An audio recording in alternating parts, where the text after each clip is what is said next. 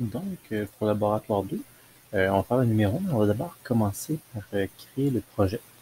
Donc, à partir de fois que la vue est ouverte, on va tout simplement soit créer comme projet vide, ou on va faire fichier ici, créer un projet, juste cliquer ici sur projet vide, on va ouvrir un projet vide, qu'on va tout de suite euh, aller sauvegarder. Donc, ici, vous voyez, j'ai mon projet qui est vide, il n'est pas encore préparé, parfait. Là, il n'y a pas de titre pour l'instant. Et je me suis déjà préalablement créé un dossier qui s'appelle Laboratoire 2. Alors, je vais sauvegarder mon projet là, faire fichier, enregistrer sous. Et je vais aller tout de suite dans mon dossier Laboratoire 2, et je vais l'appeler Laboratoire 2. Donc, et on voit à l'instant que le Laboratoire 2 est créé. Et je vais avoir deux autres fichiers aussi qui sont créés, en plus de mon fichier de projet, mais celui-ci, le fichier de projet. Ensuite, tout ce qu'on va faire, donc on peut faire fichier nouveau VI ou faire CTRL-N, peu importe ce qu'on fait, on va faire fichier nouveau VI.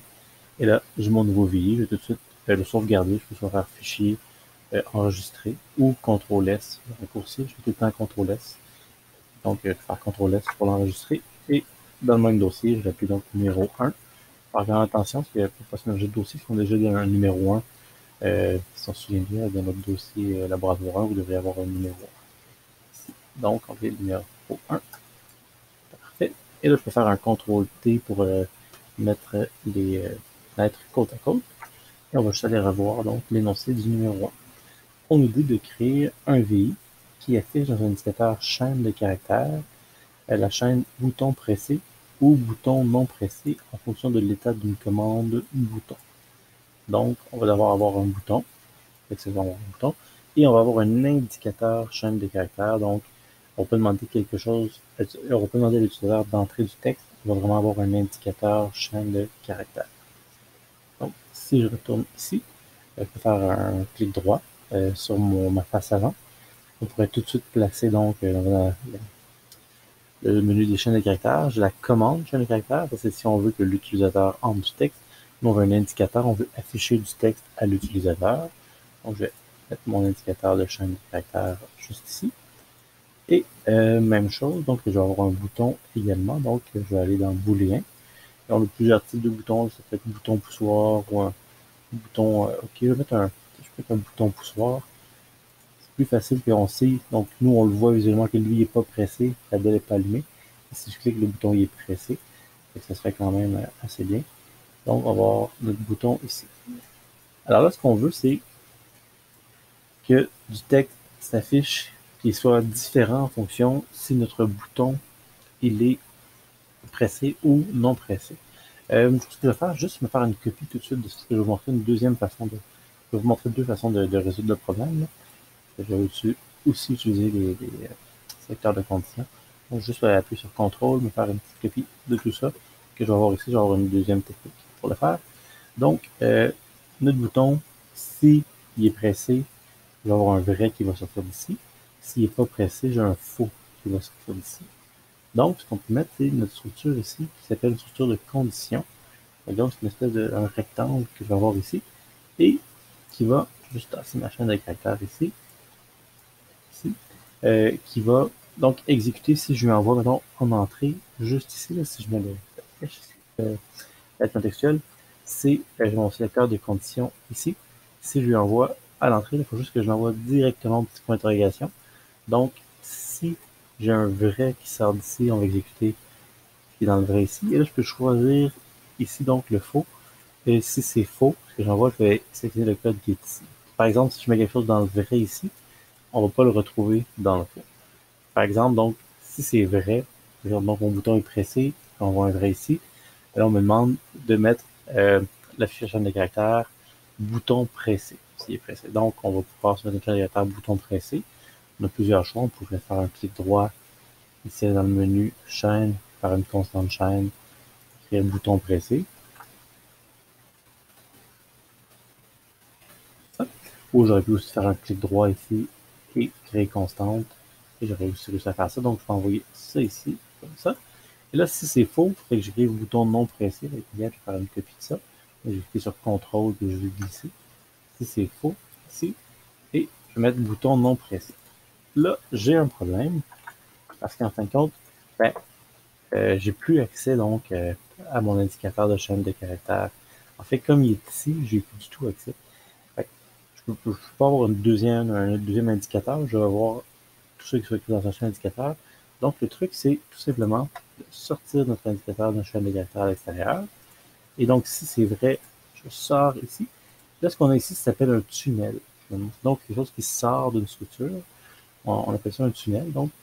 Donc si c'est vrai, j'ai le bouton pressé. Et là, il faut que je relie ici à mon indicateur de chaîne de caractères. Là, vous voyez ici le tunnel. Je vais peut-être, bon, je vous montre. Le tunnel ici, il y a comme le carré, il est blanc à l'intérieur. C'est-à-dire que pour certaines conditions, j'ai pas toutes les conditions qui sont connectées. Il faut que j'ai faux ici. Là, il faut que je vienne connecter ma condition. Même ici, j'ai une petite erreur. Et si je clique, mon erreur va me dire tunnel, il manque un élément relié au tunnel. Je vais double-cliquer et ça va me mettre en surbrillance ici. C'est vraiment pratique pour régler les erreurs. Donc, je clique sur la flèche ici. Et là, ça me dit il manque un élément relié au tunnel. Et je double-clique ici où je fais afficher l'erreur par même. Si je fais afficher l'erreur, ça me fait une surbrillance. Maintenant, ça m'indique où est mon erreur. Ah oui, il manque un élément qui est relié au tunnel. Là, vous voyez maintenant, c'est en rose, donc c'est complété. Donc, le bouton est pas pressé, le bouton non pressé. Le bouton est pressé, le bouton pressé. Je peux exécuter ce code-là, je vais le mettre en continu de requête. Donc, bouton pressé, bouton non pressé, pressé, non pressé. Je peux l'arrêter. Il y avait une autre façon de faire ça. Des fois, c'est pratique aussi quand je vais faire même une petite copie de mes constantes en cahier. Une autre façon de faire, des fois, si on ne veut pas avoir une structure condition, c'est quand même gros. Il y a une autre structure dans la palette comparaison. Elle s'appelle sélectionner. Plutôt, je pense que je me suis trompé. J'ai dit dans la vidéo un sélectionneur de conditions. Non, c'est la structure sélectionner. Si on fait le placement rapide avec contrôle espace, on va juste taper sélectionner. Et là, on va retrouver. Non, on ne la trouve pas. Je pense que je l'ai en anglais. En anglais, c'est select.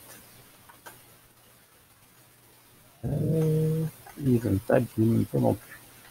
Pourquoi mon placement rapide ne fonctionne pas avec le select? Je vais laisser faire, mais bref, pour sélectionner, c'est dans la palette de comparaison. Et ici, donc, mon sélection. Ah oui, je pense qu'il veut l'accent. Ouais, c'est exactement, il veut l'accent aigu du sélectionné. Donc, c'est exactement ça. Donc, je fais une recherche, je tape pas l'accent aigu, mais je sais pas pourquoi, sur mon ordinateur, il me demande donc de sélectionner avec l'accent aigu. Et là, je peux le placer. Et ça, c'est vraiment génial parce que là, je relis, si je regarde ici la contextuelle, c'est le sélecteur. Donc, je peux lui envoyer le vrai ou le faux. Donc, juste ici au centre. Et en fait, c'est le schéma représente bien. En fin de compte, si c'est vrai, donc ici, le T en haut est tout petit et le F en bas pour l'autre chose. Donc, si c'est vrai, donc la condition vraie, je peux le mettre juste ici. Donc, si ce bouton, la valeur est envoyée qui est vrai ici, le fil qui va continuer, donc le bouton pressé, qui va sortir à droite ici, ça va être la condition du haut. Et si ce qui est envoyé ici, c'est faux, ça va être la condition du bas qui va être envoyée ici. Et ça, c'est quand même assez pratique si on veut pas que l'utilisateur, quand on a juste une seule chose qui sort d'une condition, d'utiliser finalement le sélectionner. Donc, si j'envoie un vrai ici, comme vous sur le schéma, le petit vrai qui est ici, le bouton pressé va être envoyé ici à mon indicateur chaîne 2. Et si c'est faux, le bouton non pressé qui est envoyé ici. Là, je peux même le jouer en temps réel. Donc, bouton non pressé, je le presse, bouton pressé, bouton pressé, non pressé, non pressé. Donc, vous n'avez pas à faire les deux. Je vous montrer les deux façons de faire ça. Donc, soit avec la structure condition ou sinon avec la structure, avec la fonction sélectionnée. Le problème, c'est avec les deux.